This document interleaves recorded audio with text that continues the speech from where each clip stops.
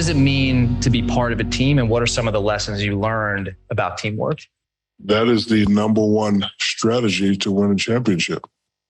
You have to hire competitive team members, and you only have to do one thing. You have to learn to work together. You have to communicate. You have to spend time with each other. You have to argue. You have to respectfully. You have to do certain things together. You have to realize that there is no I in team. You can never do it by yourself. And the stronger teammates that you have, the more you will win championships. The guys that don't work together are the teams that never win championships. You have to work together. And it's okay to have heated discussions. Just could never lose respect. Like so much is talked about the Kobe and the Shaq relationship. We've had a lot of heated discussions, but guess what? We've always respected each other. That's why we were able to win 3 in a row in a dominant fashion.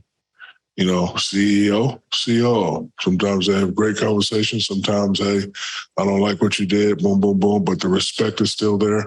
And again, if you have the respect, you love each other, and you work hard, you're always going to win championships. And that's what it's all about. I had to, culture is also important. I had to, when I first got to LA, I had to bring a fun culture to the team. Guys were a little serious. So I brought a lot of fun to it. Treat guys with honor and respect, play hard, work hard together, and we were able to win. Took us a while.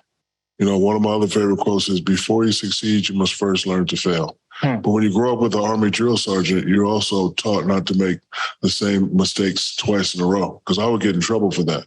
So every time we lose, I say, okay, I can't do that. Then we lose again, I can't do that. Lose again, I can't do that. Then Phil Jackson came along. At that time, we were ripe and ready to win championships.